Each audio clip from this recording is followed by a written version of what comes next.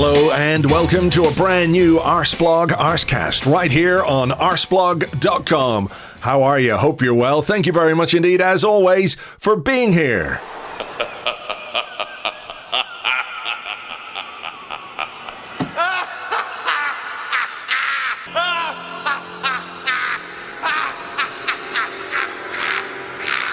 For those that aren't aware, that was a recording from the Arsenal boardroom yesterday after everything that went down.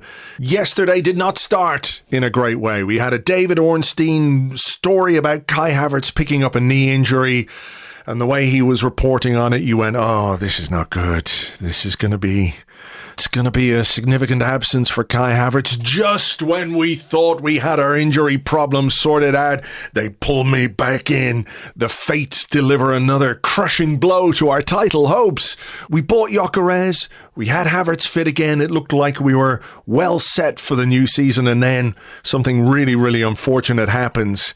And you're thinking, oh, fuck, not this shit again. We dealt with enough injury stuff last season. Can't you just give us a goddamn break? And the question was, how are Arsenal going to react to this?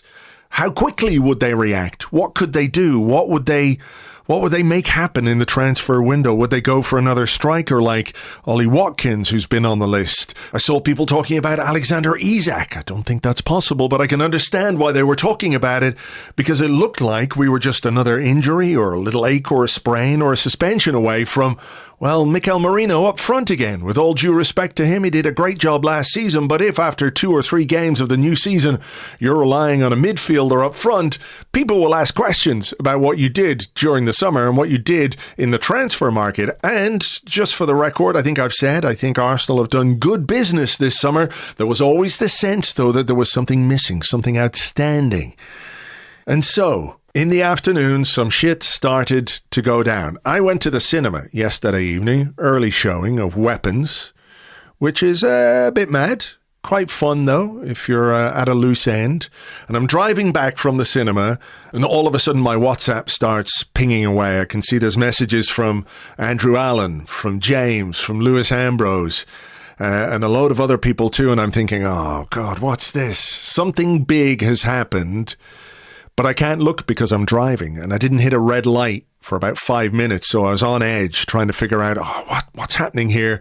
I was expecting to open up my phone and see a load of Kai Havertz ACL for fuck's sake messages. That's where my mind went. I did not expect to see another David Ornstein story saying that Arsenal were in for Eberchi Eze, and that Eberechi Eze was, well, into Arsenal. It was reciprocated. And what makes this so funny, of course, is that there was so much talk about him going to Spurs.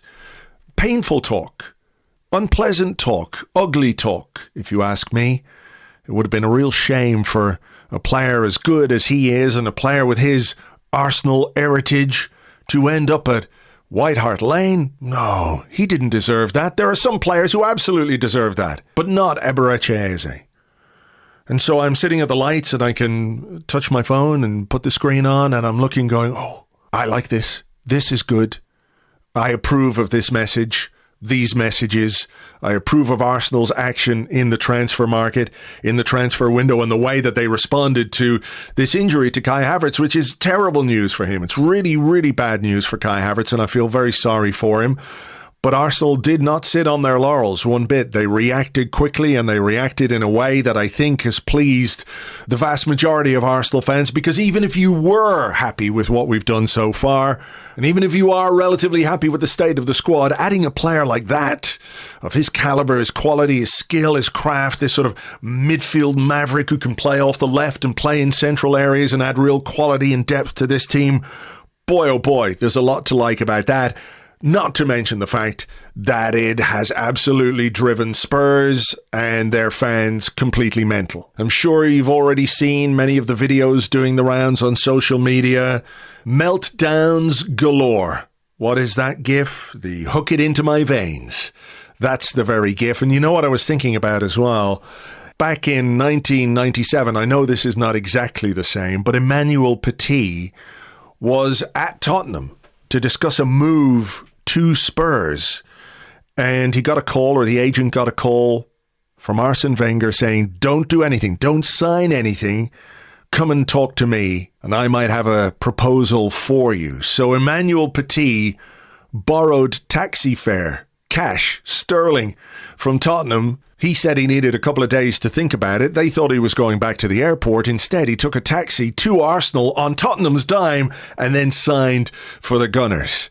It's not quite the same, but it's in that sort of ballpark, isn't it? He was close, so close to a move there. They thought they were getting the player, and now he is going to be an Arsenal player. And while the most important thing, of course, is that we're getting a really good player who can add a lot to our team, the fact that they're fucking miserable and going out of their minds just adds something a little bit extra to the whole situation. So it's unfortunate that Kai Havertz got injured. It's great that we're signing Eberechi Eze, and it's fucking amazing that they are losing their minds. They're tiny, tiny little minds. Some will say it's the history of the Tottenham. But perhaps it's best summed up by this guy. It's just who we are, mate. It's just who we are. It is. It has been, and always will be. Spurs without end. Amen. Okay, joining me on the Arsecast this morning, I'm delighted to welcome a duo, newly independent. You will have heard of Stadio podcast, but they're back for a new season and back standing on their own 4 feet. Is that the way to put it, I guess? On their hind legs. Like a pair of Rory Calhouns. It is Musa, Okwonga and Ryan Hunn. Good morning, guys. Good morning. Morning, man. Listen, this could be quite a fun one from an Arsenal perspective, because yesterday was a hell of a day from an Arsenal perspective. In the transfer market, injury news. I just want to sort of play a little thing because I was out yesterday morning. I think this was before the Kai Havertz injury news dropped. So I was out walking somewhere and I said, I better listen to the new Stadio podcast before I have these two guys on. And there was just a little bit here where you were talking about Eberechi Eze. And at that point, it looked like he was going to Spurs. And this was sort of the little snippet that I picked out. There was a lot of talk about getting Eze, and then it cooled off, and it really feels like Spurs have taken the lead in that conversation. I would just say, that's a bit painful for me. I don't like that. Look, I hope I'm wrong, but I like Eze. I liked him as an option centrally for Arsenal. I thought actually they needed him there, because if you look at that midfield three, which I think is fantastic, Odegaard, Rice, Zubimendi, I just wish they had a bit more of a blend in the central area. It's the one thing I think I look at and I go, Arsenal have a fantastic squad, great balance. It's just the one place I look at and I think, I wonder if they've missed a slight trick there.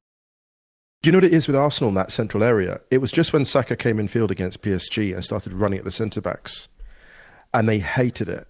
And it was something about being a kind of like a ball-carrying genius in the centre of the field, which is something, there's the one thing I feel that Arsenal lacked, and it's not that Martin Odegaard doesn't have the technique to do that, it's more that like it's a mentality, right? And if you're the architect, you need someone with a bit of a free hand, a free rein, and Eze is just elite at that. And it's funny because watching Real Madrid against Osasuna, I was joking that actually Real could do with a player like Eze as well. I think he's a genuine game breaker, and I think that he could be an incredible catalyst for Arsenal in those central areas. I really believe that. So speaking of catalysts, Ryan, the catalyst appears to have been, depending on what reporting you listen to or read this morning, the injury to Kai Havertz sort of pushed Arsenal into action on this situation. Now we know, and it has been widely reported throughout the summer, that Arsenal were interested in Eze, but it seemed to have been tied to some concerns over the future of Ethan Nwaneri, and he put pen to paper on a new contract. It all went kind of quiet. Then there was this Tottenham interest, of course. And then yesterday there was the news about Kai Havertz, and he's got a knee injury, and David Ornstein reported that Havertz had picked up this knee injury and that Arsenal were in the market for something to help replace him. And that made you think, this is not good, because if they're in the market that quickly, it suggests that this is an injury that, if not really, really serious, is definitely not short term anyway. So I think we have to, if we're going to go through the arc of yesterday, we do have to start and acknowledge the fact that it's come off the back of some bad news for Kai Havertz, bad news for Arsenal, because he's was going to be, I think, a very important player for Arsenal, and for the player himself, having had that big injury last season, big hamstring injury, surgery, made his way back before the end of the season, and then, spent all summer working on his fitness. It's really, really unfortunate for him and unfortunate for Arsenal. Yeah, and I think a lot of people forget how much Arsenal missed him last season. When you immediately have good news after bad news, it can be, oh wow, we got Eze, and someone who we all, I think, any Arsenal fan, any football fan really, I think, would love Eberechi Eze to play for their football club. I actually mentioned to someone earlier, just like some signings just aren't that deep. Sometimes you just want a player to play for your club. But with the Havertz thing, that is really bad news, because he's a really, really good football player, and we missed him a lot. I think we will still miss him this season, but also just for him, that's kind of really unlucky, because he seems like someone who is a really good professional. Everyone who talks about him just sings his praises. I think he's still underappreciated in what he brings to Arsenal and just any team he's in. But I'm also quite impressed that Arsenal moved so decisively and definitively for Eze so quickly, because in the past, it strikes me as something Arsenal would do would be to wait, and then there'd be a couple of maybe underwhelming loan deals to fill those gaps. Mm-hmm. But someone like Eze coming in, I think, is massive. And again, it kind of goes to the summer that we've been talking about, right? It feels very much like it's now. It's time to really, really move. But yeah, I mean, confusing day for Arsenal, a surprisingly busy day. Yeah. And while I'm really excited, I'm sure we'll talk about like Eze coming in, I am really gutted to see Havertz out for a while. Yeah. Because I think World Cup year as well. Yeah. That's the thing, Havertz's arc, the heartbreaking thing about all of this is he's added a different piece of his game each year. And the final element, I think, was just really the consistent finishing. And that's not much to add, right? I think it's, we saw Calvert-Lewin add it under Ancelotti, right? The final 10%, I think, was coming for Havertz. He'd added the physical bulk. He was ready to lead the line, even in front two or a lone striker. You could see all the pieces just falling into place. And this is, it's devastating, because I feel like this affects his arc now. Yeah.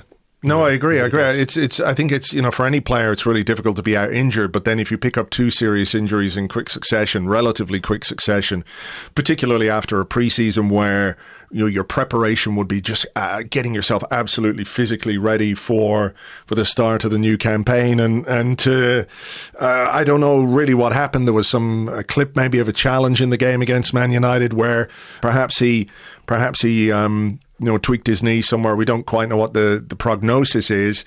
I don't want to get anybody's false hopes up or anything like that. I am hearing it's maybe not the bad one, but still one which might keep him out for a little while. So we'll keep absolute fingers crossed on that. It is it's a really tough one, but then it's a question, Musa, of like how do Arsenal respond? And I think the signings this summer, and it's been pointed out, are signings which suggest that Arsenal really want to go for it this season, and not just this season, but the couple of seasons to come, where you're building a squad that is ready to go and ready to win. The experienced players they brought in Gyökeres over Šeško, for example, preferring the experience over the slightly more raw talent.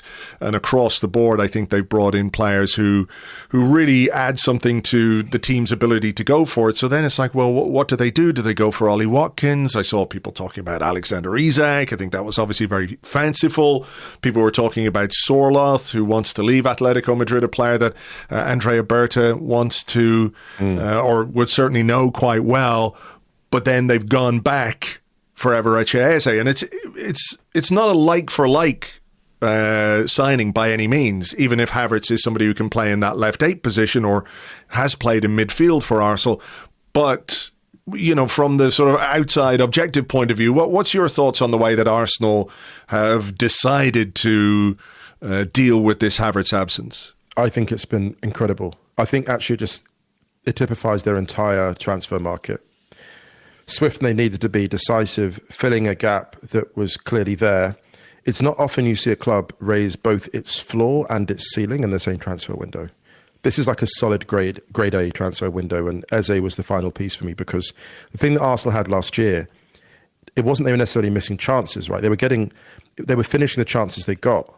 And the beauty of this signing now is the forward line are going to get really good looks. They talk in basketball about spacing when you've got a player who's so creative, so devastating, that draws players, that allows other players more room to finish.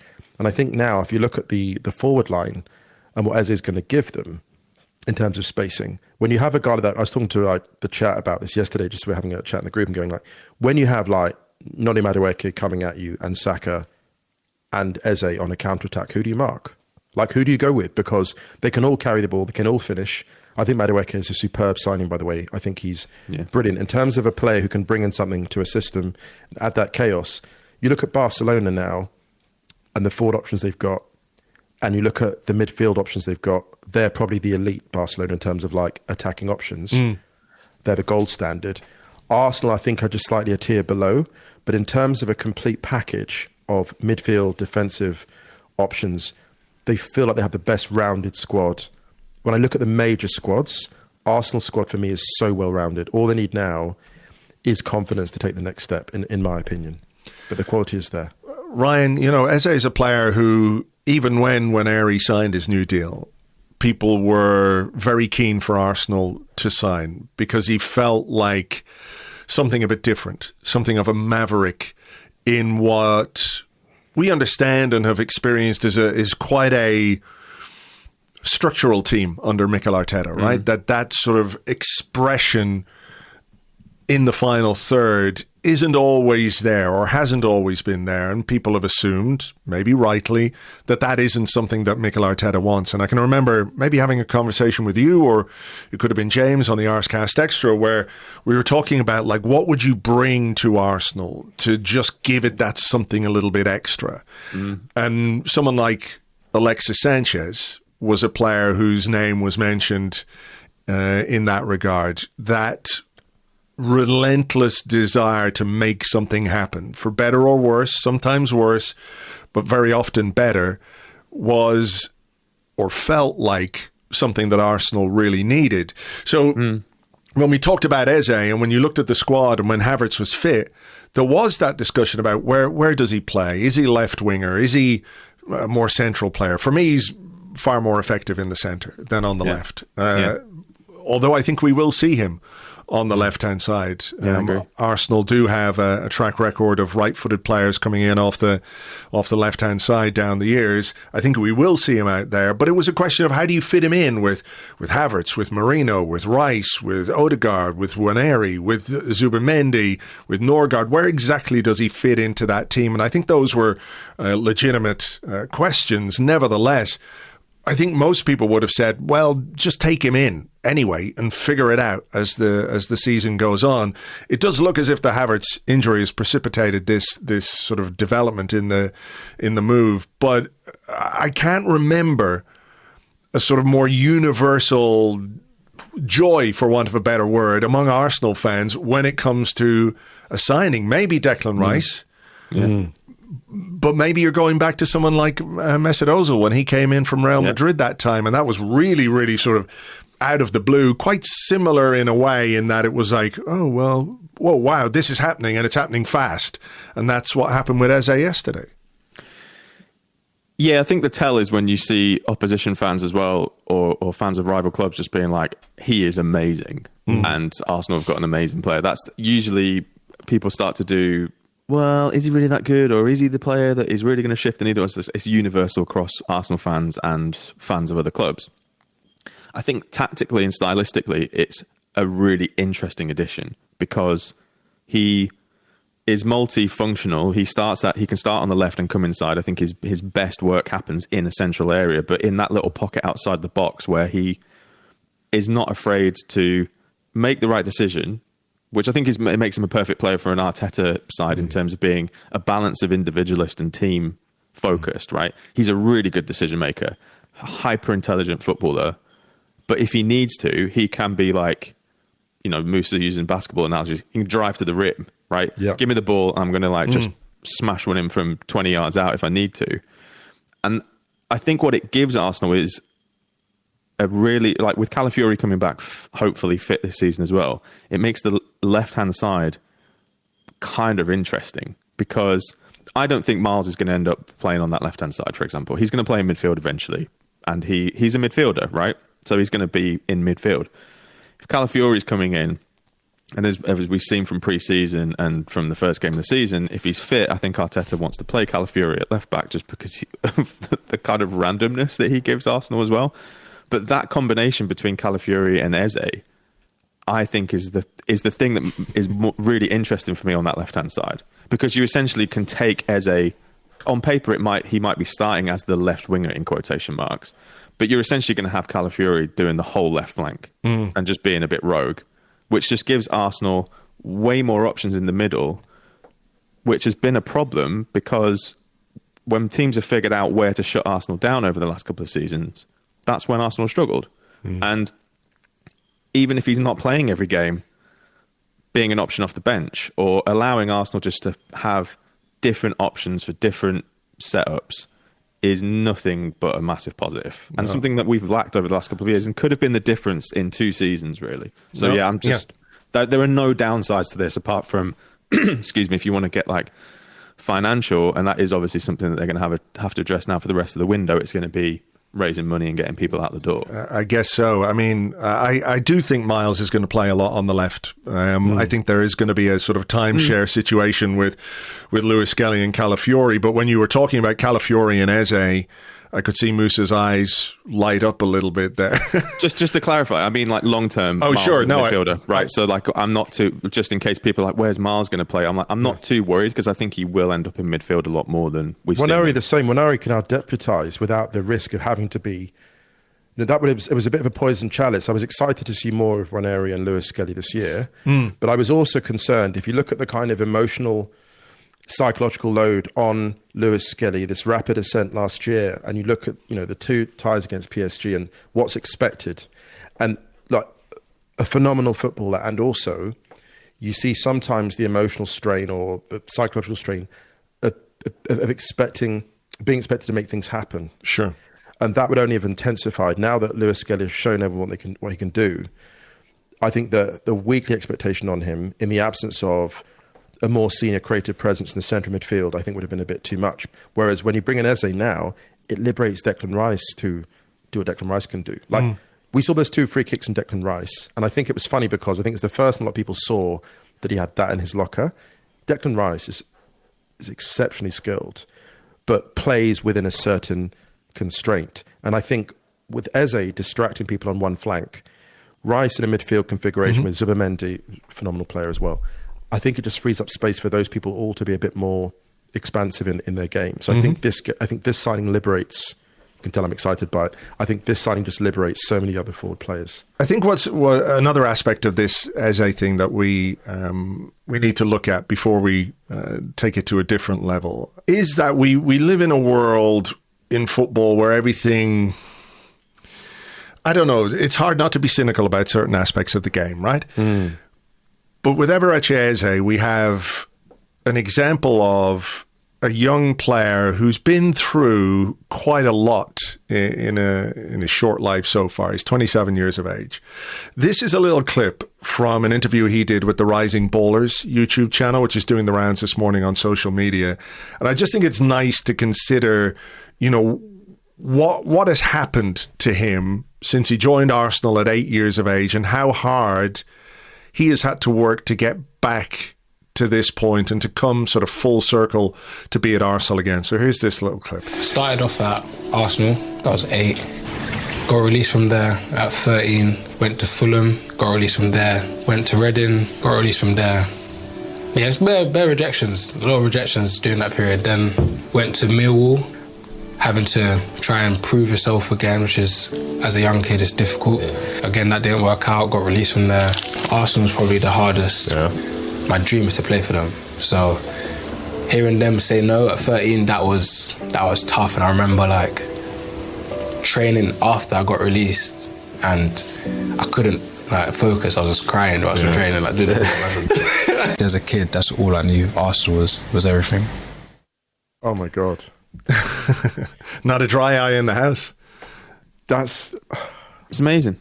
That's it. Look, I think, like you said, man, I think that football is quite often at the top level now just more grim than it is great, you know? And when you have stuff like that is just so real, you can't fake that shit. Like, you can't. And yeah, man, I love it. It's the Odyssey, isn't it? It's the Odyssey. Like, the Odyssey was only 9 years. This guy was on 14-year Odyssey.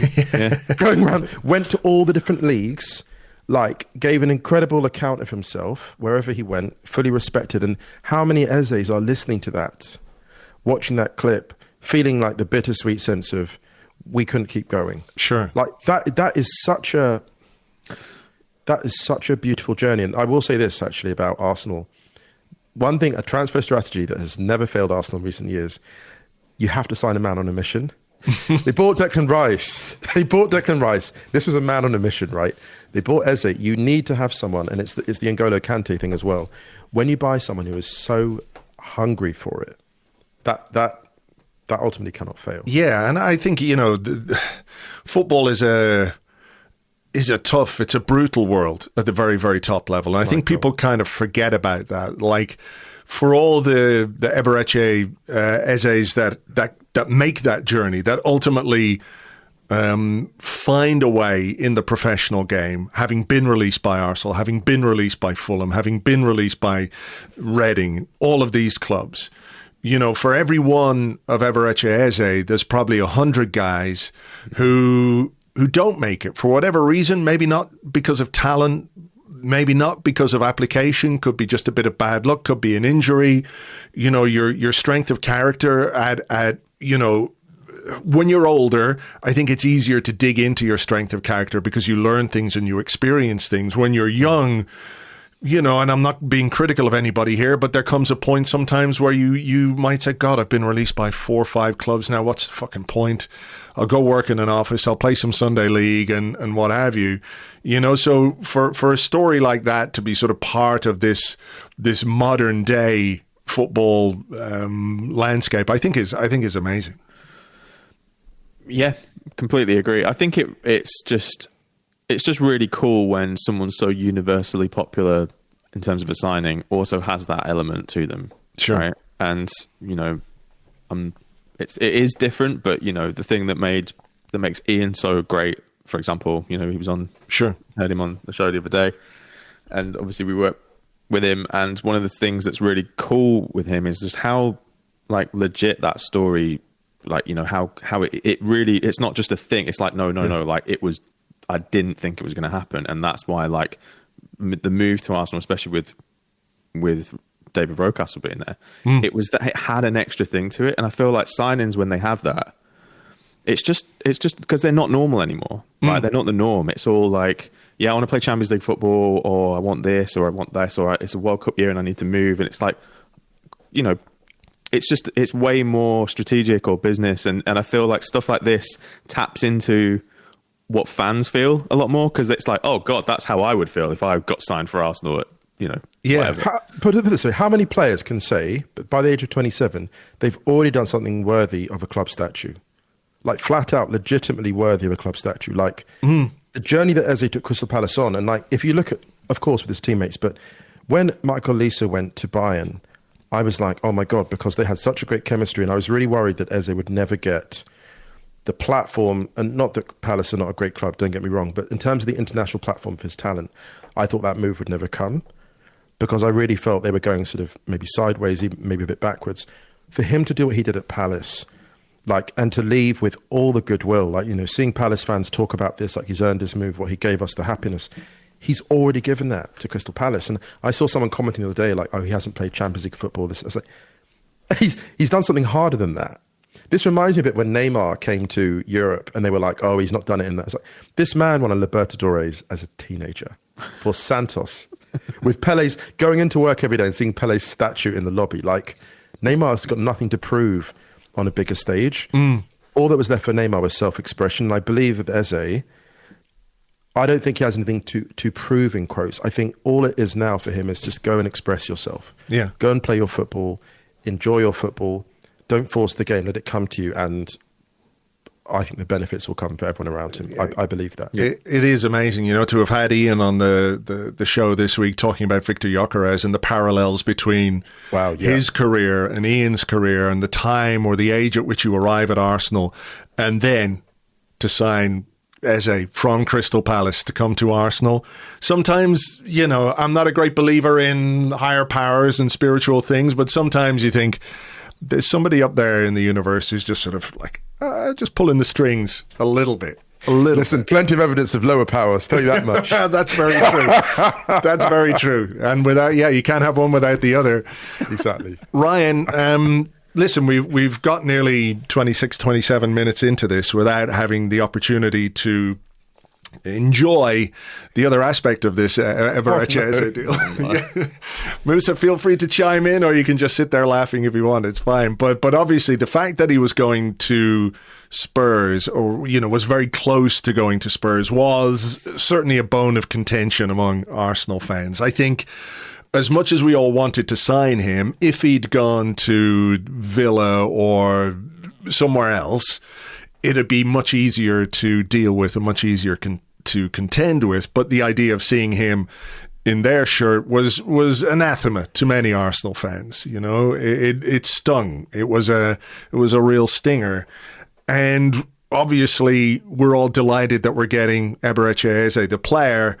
But to have left Tottenham with egg on their face, I don't know if all the eggs, ostrich egg on their face, it sort of added another layer to the enjoyment, and the fact that this deal has been done not just to our benefit but at the expense of our local rivals is sort of, it brings it to a different level, doesn't it? Yeah.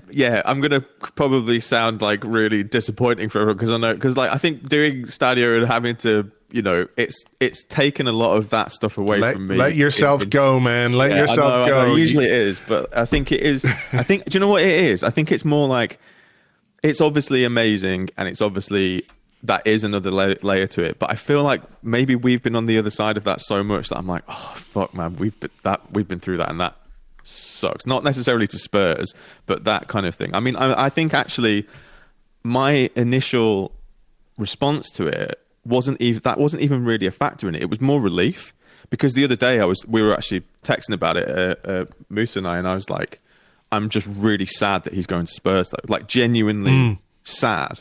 So it hadn't even, to be honest, it could be anyone. I know it is like an extra for like fans, and like it should be celebrated and, embrace the banter and all that lot. But genuinely, for me, the initial thing was like fucking relief.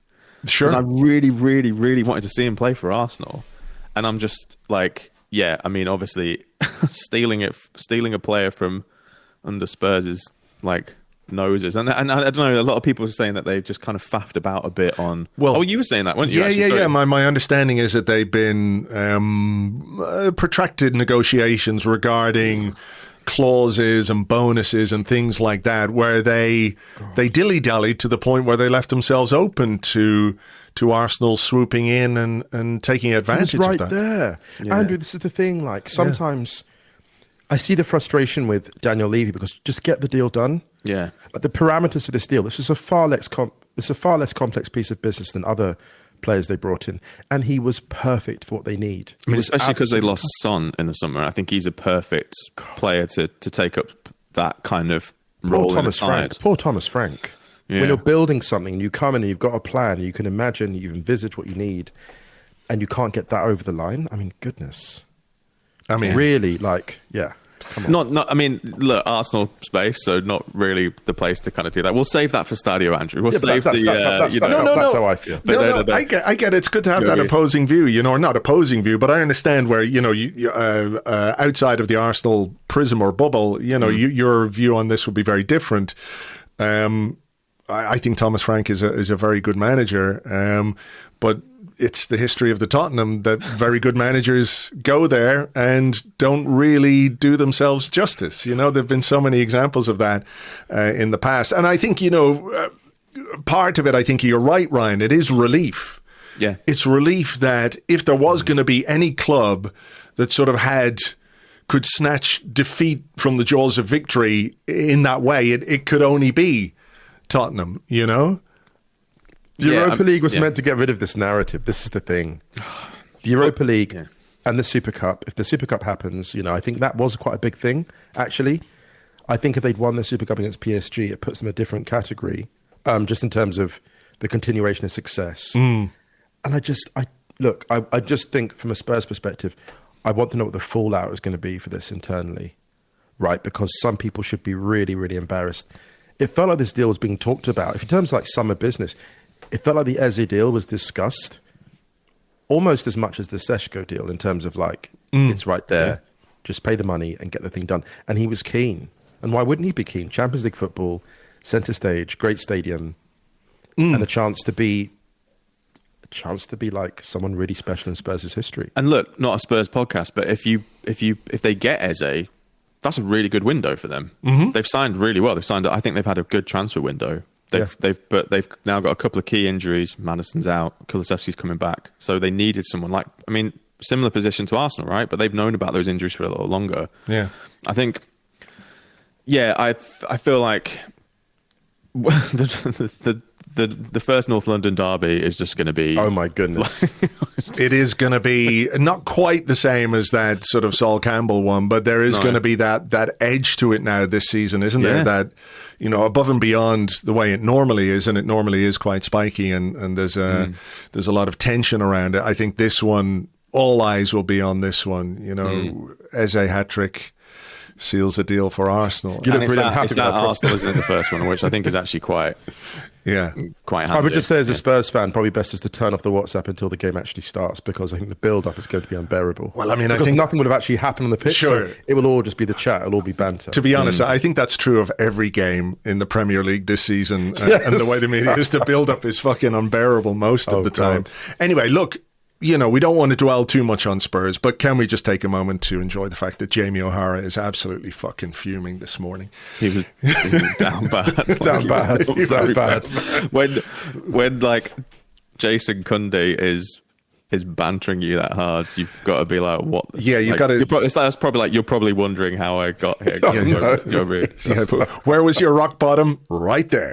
That was it.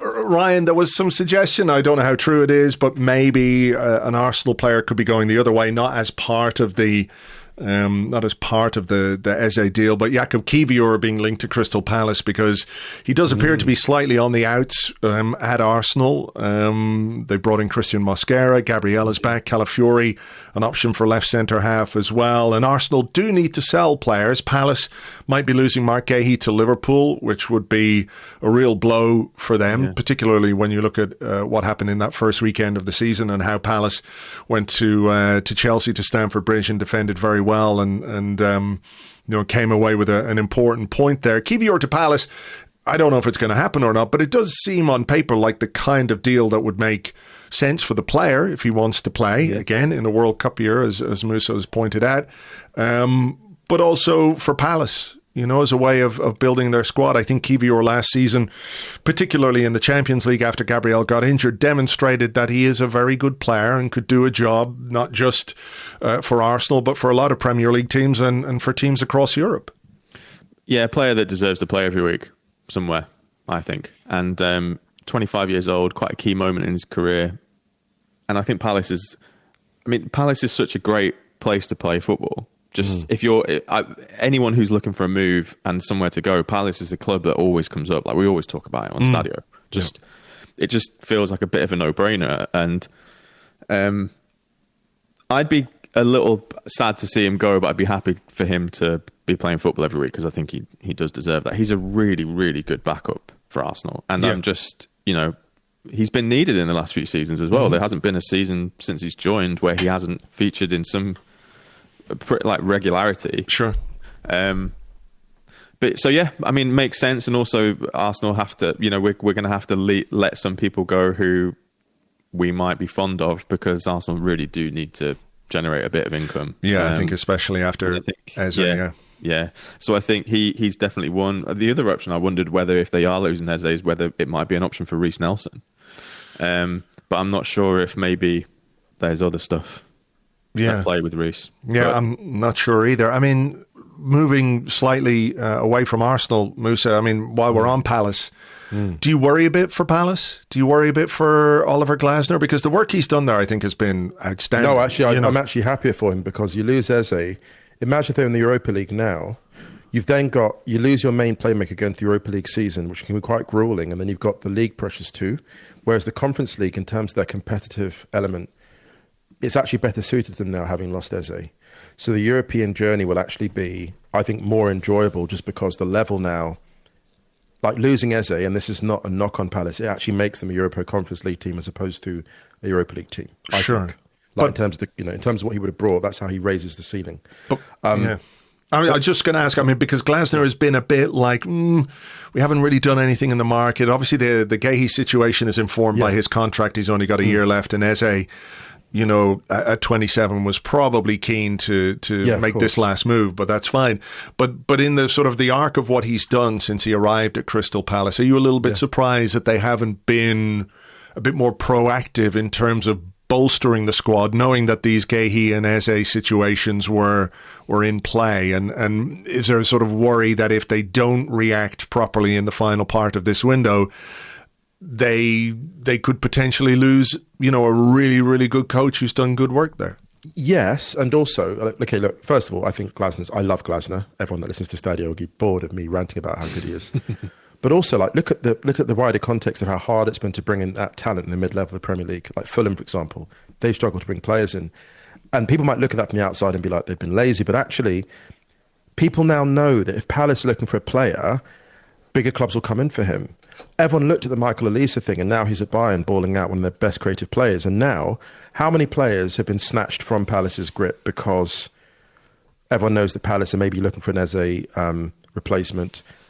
So if you hear that Palace are looking for someone, just throw money at them. It's really, really hard to buy at that stage.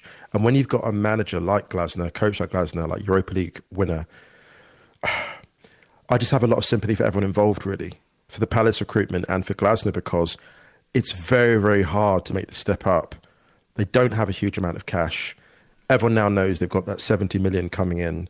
So everyone's going to charge them the Palace premium. I'm less concerned than I should be, just because I think it's a great club, it's great infrastructure, they'll always attract brilliant coaches. And if the worst case scenario happens, they lose Glasner at some point, who wouldn't want to coach at Palace? Who wouldn't want to build their career at Palace or maybe spend a few years there? I just think it's not great for them, but it's not awful. It's worth remembering that they've been going through a similar thing that Arsenal went through, though, where they've been transitioning in sporting directors. Dougie Freeman left in, I think, March. So a lot of their summer business was done by, I think, the assistant or his assistant at the time. They've only recently appointed a new sporting director. So I'm wondering if some of the business was because of that. Remember when Eddie was transitioning out of Arsenal and everyone was just like, we haven't locked this person down, we haven't signed this person. There just sometimes creates a bit of a gap in how proactive you can be in that sense. Yeah, good point. So I wonder if they've been negatively affected by not getting someone in to replace Freeman right at the end of the season, because he was so he was the integral person in that setup over the last few years in signing players and his coming back and stuff like that. So yeah, I have a lot of sympathy for Palace, because I feel like this is just one of those things where so much stuff is not aligned that it's just meant for quite an underwhelming window. Yeah, I mean, I think, just from my neutral perspective on this, Palace have gone through quite a number of managers, high profile managers with potential, and then they've found this guy. He's got an FA Cup under his belt, got the Community Shield under his belt. He's going to lose maybe the two best players, having already lost Elise last summer. It is one of those where, as a club like Palace, it's hard to get a manager of that quality and that caliber. And I think they're in a position now where they really, really need to do something to make sure that they keep him and hopefully, from their perspective, keep that trajectory going as well. Musa, I wanted to ask you as well about Manchester United. You are a Manchester United fan, as people will know.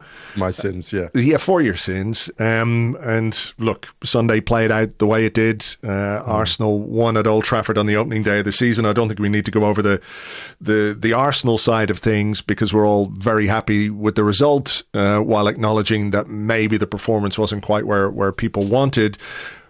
What have you made of United's summer in terms of recruitment? I think you can see that there is a focus on one end of the pitch. Do you worry a little bit that it's come at the expense of another end of the pitch? Or is getting that sort of forward line in place and then building back from that, rather than building from the back and putting the forwards in place? Is that the way United have chosen to go? Is that the right strategy for this Manchester United side and Ruben Amorim? I think it is, actually. I was really encouraged by it. Sounds strange to talk about an encouraging defeat, but I was encouraged by it. And Mbeumo looked really good. First of all, he's really happy to be there, which is a big deal. Again, man on a mission. Really unsettled Arsenal, I thought, in key areas, pulling wide, really smart transitions. And I think that the final stage for a club is as it's growing as a team, it is match control. That will come last of all for Manchester United. And obviously Arteta built from the back forward. We're building from the forward back. But there's some great players to come back, like Aiden Heaven. I think Yoro is a fantastic player. We obviously signed him ahead of Madrid. Mason Mount, I think, will be a big, big factor. And I think Seshko is going to be a real fan favourite. I really just thought, look, and my expectations for United, to be clear, are mid-table this year. I just don't think they have the midfield depth to consistently challenge for top of the table. And mid-table will be fine for me. Mid-table, some good performances, show out well, threaten some teams at the very top. And yeah, that'll be good for me. But I'm happy overall, I would say. Yeah. Ryan, what was your sort of take on United and their performance, and how maybe they caused Arsenal problems that we didn't necessarily expect? Yeah, I in terms of analysis of the game, I was just glad it was done. I'm just really glad that Arsenal don't have to go back to Old Trafford in the league this season. I liked what Ian said about how that result might age really well, because I think you can start to see Manchester United getting it together a little bit. I think the Šeško thing is quite interesting, because it's another player in a long line of high-priced potential superstars, if you like, for want of a better term. The Manchester United in the past haven't really been great at developing over the last decade. So I think that is one to watch, because we've watched quite a lot of Šeško, and his potential is so that you can just see it. He can be unbelievable. Now, hopefully, Ruben Amorim does a better job of developing those players than previous Manchester United, from a Manchester United perspective, obviously. I'm glad that we maybe didn't meet them at Old Trafford later in the season, when they've really had time to get it together. Yeah, me too. But also, on the same time, there have been, how many times have we seen games like that where Arsenal have just lost over the years, or it's been the other way around, and we've outplayed opponents and not put the ball in the net. So just quite happy that Arsenal won the game, because I think it was a really, really tricky opening fixture, and nothing massively dramatic happening. That was quite no red cards. I was expecting a red card. So I'm glad that it didn't happen. We got enough yellows, that's for sure. I think. Can I say, I'm really glad that you didn't buy Šeško at Arsenal. I'll tell you why. Because I'm glad you bought a striker who at least is oven ready, and the pressure on Šeško to be the final piece in a title challenge, I think it's not fair. I watched quite a bit of him, obviously for RB Leipzig, seen him play for Slovenia, and for me, it's the striker to finish the big chance. He's not quite that striker yet. At that very highest level, you saw against England, actually, even in the Euros, and it's not a knock on him. Very few strikers are ready for that yet. The thing about the striker you have bought is that he will keep going, right? Actually, more like late era Lewandowski. Later Lewandowski actually misses quite a lot of chances, actually, at Barca, but he manages. It's the Novak Djokovic thing. It's the reset. It's the ability to reset after a disappointment, almost instantly. And yeah, a lot of people like bantering about like having a poor game at Old Trafford. But do you know what? Like, I think he'll chalk that off. Yeah, I think so too. I think it's going to take a while for Gyökeres. Yeah, of course. Because he hasn't had much of a pre-season, and also I think it is a different test. But I think he'll be able to level up. I just think it's going to take a little longer than people would have expected in signing a quote-unquote finished article striker. But I think the most encouraging thing from in the plus column for the Gyökeres signing, I think, is how he played against Arsenal in the Champions League, where that's a really good defence he went up against. Sporting were not like miles behind. What was it, like 3 or 4 down, I think, and he was still going. I think, like, did he hit the post? He hit the bar. He sort of ran off Saliba. I think it was Kivior was on at that stage. I think Gabriel had gone off. I was at that game. It was a lot of fun. But he did stand out, you know. Yeah. And I think let's look at it now that if it was Sesko who had come to Arsenal, all of a sudden Havertz is out. That pressure to deliver is like that's huge. Yeah, huge now. Whereas I think Gyökeres was signed, and this is my theory. This is always my conspiracy theory. I fully believe that they went and they said to the Arsenal centre backs, "Who did you least enjoy seeing last season?" And they just made a short list, and they were like, "Hey, it's that guy." And I reckon they all mentioned like that guy. Well, listen, if you're using your ability to create chances against William Saliba and that Arsenal defence and cause Saliba and Gabriel problems, if that's your litmus test, that is the test. We don't play that many defences that are as good. So yeah, exactly. I just love the idea of Saliba and Gabriel the first training session being like, "You got a nerve, showing your face around." Do you know what? That's a really good. That's a really good recruitment strategy. That's the one, isn't it? That's the one, guys. Who would you least like to see? Yeah, exactly. Who does not want to play against this season? Who's going to give you hassle in training? Your day job. Who do you not want to see in the canteen? Oh man. Well, look. Let's see. Well, he's obviously going to be thrust into action against Leeds at the weekend. Musa, you said something as well on the Stadio podcast, which I reacted to in quite a visceral way because you were talking about Liverpool and you were talking about Alexander Isak, and you said Liverpool need Isak. I think they do. And I was like, no, they don't. They definitely don't. I think they do. Well, explain your reasoning to me there, because they've scored 4 in their opening game. They've got Salah, they've got Ekitike, they've got Gakpo, they've got Szoboszlai, McAllister. I'm forgetting somebody, I think, as well. Yeah. Are they not just being greedy? Should they not stop and give the rest of us a chance? Yes, they're being greedy, and they also need him. They lost, obviously, the tragic. I mean, where do we even begin? Yeah. So Diogo Jota, obviously, and then that's devastating. So having a player that comes in with a clean slate, I think, is important. Then you've got Luis Diaz going, who I think will be a big loss. You're asking Chiesa to step up. And they scored 4 goals, yes, but how did they score them? They got 2 really, really late on against a defence that's had multiple changes. And they're going to need rotation. Ekitike can play inside left, so can Wirtz. Wirtz will take some time to find his bearings. He's a phenomenal player. Many people that listen to the podcast know I love Wirtz. I just think you need an extra player to help you raise your ceiling. And Liverpool need that, because now, look, Liverpool won the league last year, yes, but their closest rivals have all bulked up, tooled up. So they do need something to keep them ahead of the pack. And I know that Arsenal fans won't enjoy hearing that, but they need someone to keep them sort of match fit. And I think he's the guy, actually. Yeah. But sorry to I mean, there's no problem. It's sort of, obviously I'd prefer he stayed at Newcastle, and it makes Newcastle more dangerous, and maybe it creates a toxic situation there, which has long-standing implications. But I mean, it is scary, Ryan, isn't it? The idea that you could go to Anfield. I don't think it's going to happen in time. Well, famous last words. I suspect it's not going to happen in time for our game against them. But if you're going to Anfield and you're facing that kind of a forward line, that kind of depth and that kind of quality, Gabriel and Saliba, they want to take their vitamins before a game like that. Yeah. Yeah, I don't want to think about that.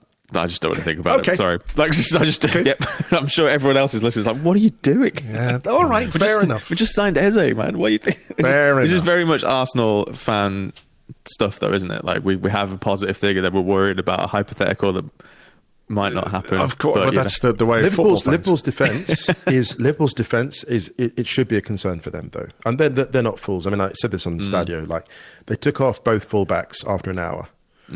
Frimpong will have real challenges because if he can't get forward and gets pinned back and gets isolated in these one-on-ones, it's going to be a problem for him. Kirkes likes coming forward. We all know that. He needs to develop his chemistry with the centre-backs. That's fine. But two fullbacks that like to advance like that, there is room and there's joy to be had there. Sure. So I think Liverpool, they're well aware of all that, but that's something to watch. Yeah, I mean, they have been linked with defensive players, a guy from Parma, I think, and Gehi, and another defender as well. So they're not unaware of that. Right. A couple of quick things before we head off and before we talk about Stadio for a second. I mean, this is a really interesting story from yesterday. It's sort of been framed in a very specific way, and I think it speaks to the media landscape in which we exist these days. The BBC have got rights to the Bundesliga, but it's being reported widely that Mark Goldbridge, who people will know or maybe not know, but he has a big Manchester United channel called United We Stand. He's also got a more general football channel called That's Football.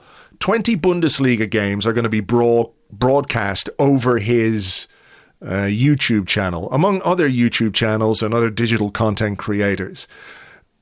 Musa, I think it's really interesting. You know, I don't know what it says maybe about the reach of the Bundesliga through traditional means, or whether it says more about the way people consume content these days and where people expect to consume content these days.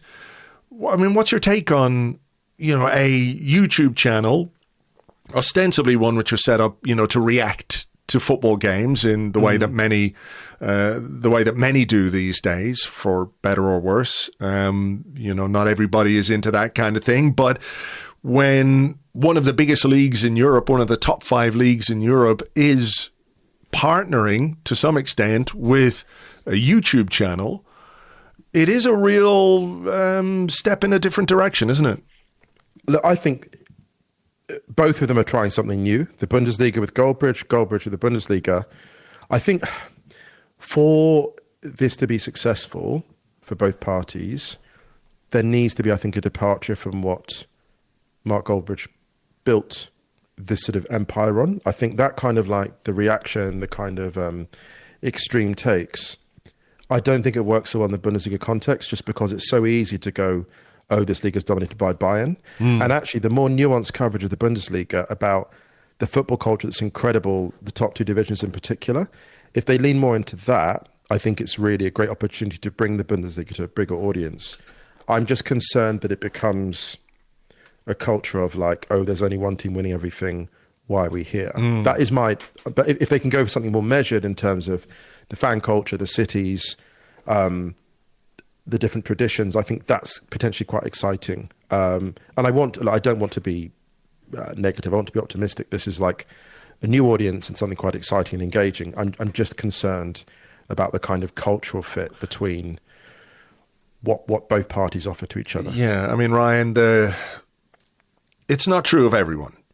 There are people on YouTube who make really good content and deliver it in a smart, intelligent and nuanced way, but there is also a lot of stuff on that platform, and I think the platform itself drives people to a quite specific way of looking at things, the Bants culture, if you like, and everything is played off against everything else, and it's who shouts loudest, gets the most views, and that kind of thing. Would you have some concerns that, you know, by existing on that platform and in that kind of space, that the coverage of the Bundesliga on those channels will be informed by what tends to work in a more partisan way? Because what you're looking at basically is like, whether it's Mark Goldbridge or whether it's AFTV, you know, they're very, very club specific, right? So this is what they operate on. They operate on, you know, their own support, their own biases and what have you. But it becomes more difficult to widen that out then if you are trying to bring some of that audience with you to say, hey, I'm not just about making silly Alan Partridge kind of gaffes. I can be smart, sensible, intelligent, and it's not just about Goldbridge, but I think it is about the platform itself and how typically football content on YouTube is viewed in the wider industry or the wider football world. I think if it was the only place that you were going to see these games, I'd have quite a lot of concerns. But because it isn't, I actually think it's not.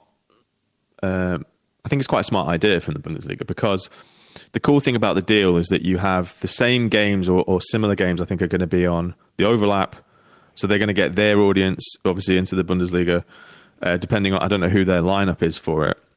You can have Mark Goldbridge, and they're going to be watch-alongs, right? So they're going to be having the game, and then they're watching along. But then you actually have the games as well on the BBC. So if you want a traditional free-to-air TV experience, you're going to get that. So it feels like they're covering different demographics to try and get people into the league, and therefore you might as well lean into the tone or the reason that those people watch those channels anyway, right? Because some people won't like the Bundesliga and they just might not be bothered with it. But if they are going to get into it, then maybe their path into it is by someone who they already check. The really, really cool thing for me, as someone who watches a lot of German football, and we obviously cover the Bundesliga quite a lot, is the addition of the Bundesligas, or what the Bundesliga is doing with their own YouTube channel in the UK specifically. I don't think this one I'm not sure if this is the case in Ireland as well, but they're going to. I think they're showing every Zweite Bundesliga game on their own YouTube channel for free, which is going to be a really, really good thing. I think that's German second division. Yeah, German second division. Yes, because that is. I mean, it's literally a bit on Stadio that we call it the best league in the world, because it's mayhem. Like, it's mayhem all the time. At one point last season, I think there were nine teams that could have potentially still finished top with, like 3 months to go, 8 weeks to go, or something silly. It was just it's chaos all the time. The fan culture is amazing. It's really accessible. For example, there are huge clubs in that league. It's very similar to England in a sense that you have these massive clubs in the second tier, like huge clubs. Like this season, for example, not wanting to go down the Bundesliga stuff too much, but HSV, Hamburg, European champions in the past, back in the Bundesliga for the first time in ages. They were in the second tier, struggling for a little bit, trying to get up every season, kept missing out.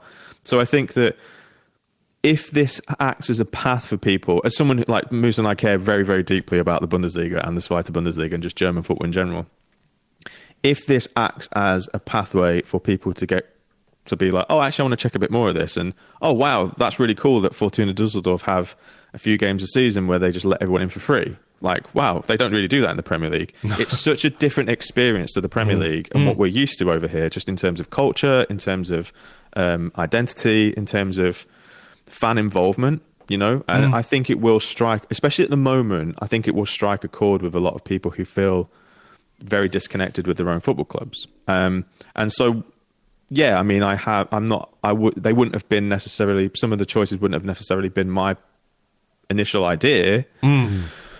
But I feel like if that is, it does cover a huge amount of an audience, with all of the people that they've ticked. So I think, there are obvious bits of criticism you could throw at it, but I think in terms of the overall big picture, I think it's quite a good move. But that's how it matches up with all of the stuff that they're doing, It certainly is an interesting development. Speaking of development, to finish us off, Musa, you guys are back, and like I said at the start, you're newly independent. Yes. And congratulations. Thank you. You guys. You were with the Ringer for quite a while, and now striking out on your own. So, tell us a little bit about what's going to be on offer this season from Stadio, and what people can expect from you two beyond all the coverage of Bundesliga 2 and the German South Second Division Conference, which I believe you guys are negotiating the rights for right now. Yeah?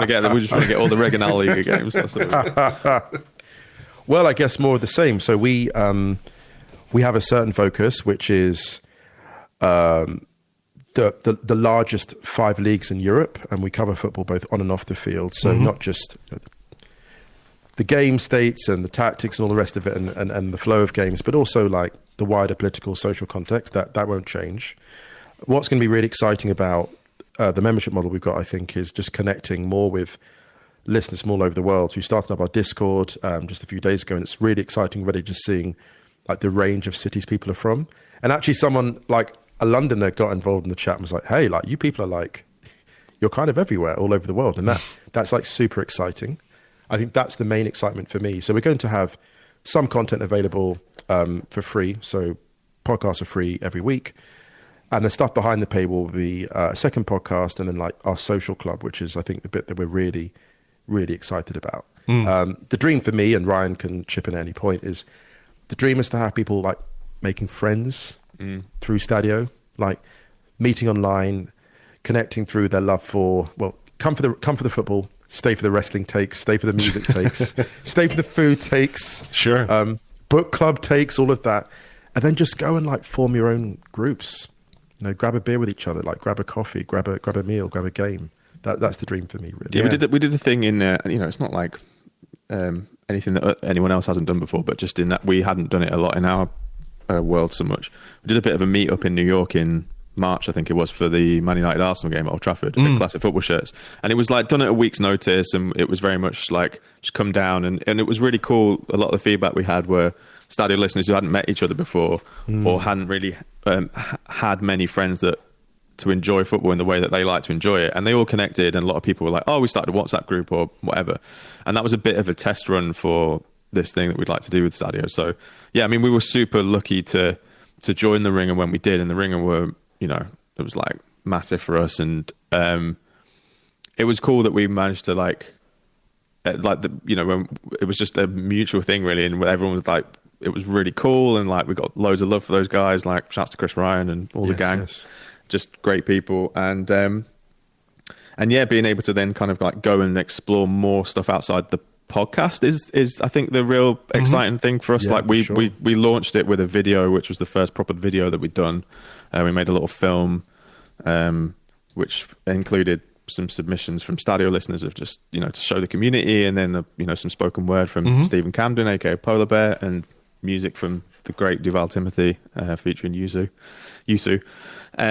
So yeah, it was just more about like, look, we want to do more stuff like this, and we also want to just do the Discord thing, and yeah, like kind of be able to kind of sense, like get a bit more of a temperature check of what people are after as well. Like, you know, oh, actually, if I'm going to be at a game, are people interested in hearing stuff like from that game straight away, or little bits here and there, and then yeah, very kind of, I suppose, standard stuff in the grand scheme of things. But for us, it was all new and exciting. And yeah, if anyone wants to join, patreon.com/Stadio. Well, yeah, listen, we'll put a link in the show notes, and obviously a link to your main website as well, where I'm sure people can find out all the information they need on the podcast and the new community-based venture that you're undergoing. And I wish you both the best of luck with it. It's great to have you on the show.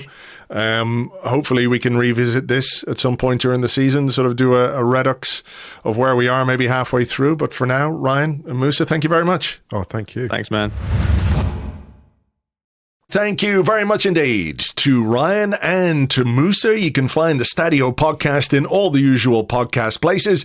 And if you want to get involved in the new thing and get more content and be part of their community, you can find more details at patreon.com/Stadio. So there you go. What a week. What a week it has been. We've had Ian Wright on a bonus Arsecast, which is still there for you to listen to if you haven't had a chance yet. Well worth it, talking about Victor Gyökeres and more. We also had our first episode of The 30 over on Patreon, which is our Premier League review podcast. And of course, tomorrow we'll be looking ahead to the Leeds game in a bit more detail. We'll hear from Mikel Arteta, maybe get an update on Kai Havertz, and maybe get an update on what he's thinking about Eberechi Eze and what he can bring to Arsenal when he holds his press conference. We'll have the preview podcast over on Patreon sometime in sort of mid to late afternoon tomorrow. You can get on board there. Patreon.com/Arseblog helps support everything that we do here across Arseblog, Arseblog News. For those who use the Arseblog apps, I believe there is an update coming imminently, so stand by for that. We'll give you some more details as soon as we have them to hand. And the final thing I just want to mention today is that we didn't discuss it in the conversation, but people love shirt numbers. Can we assume that Eberechi Eze is going to be the new Arsenal number 10? You'd probably say it was a bit of a safe bet if you were a gambling person, putting a few quid on him taking the number 10. But that will all play out over the coming days. It'll all come out in the wash, as they say. So anyway, look, I just want to say thank you to all of you for being here, as ever. I hope you enjoyed the show. I hope you enjoyed the conversation with Ryan and Musa. Let's hope our first home game of the season is a success. Victor Gyökeres off the mark. That would be nice. 3 points at home. Fingers crossed for that. You can join myself and James on Monday for the Arsecast Extra, so please do join us for that. In the meantime, have yourselves a great weekend. Fingers crossed for 3 points, and we will catch you on the next one. Until then, cheers. Bye-bye.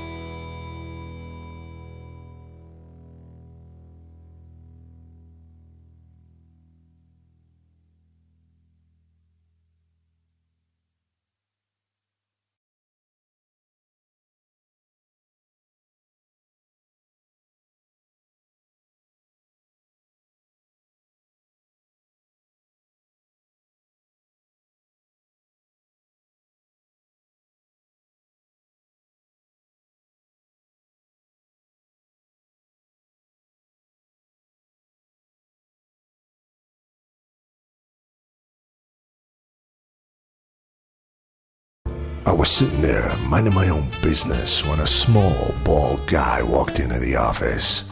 I didn't like the look of him from the off. He had a face like a constipated platypus that's just eaten 3-day-old KFC. "What do you want, mister?" I said. "I need your help," he said. "No shit," I said. "That's why I'm here." "Yeah," he said, "but I got a big problem." "Listen, platypus," I said. "Stop beating around the bush and just tell me what's going on." "Platypus," he said. "Don't worry about it," I said. "Just give me the lowdown." "Well," he said, "I had this deal, you see, all lined up. All my ducks are in a row. Then at the last minute, some other guys come in, and the deal's gone south." "What gives?" he said. "Mister," I said, "I can't believe you're wasting my time like this." "What do you mean?" he said. "Ain't you ever read a book, mister?" I said. "Sure," he said. "All right then," I said, "then you should know exactly what it is. It's the history of the Tottenham.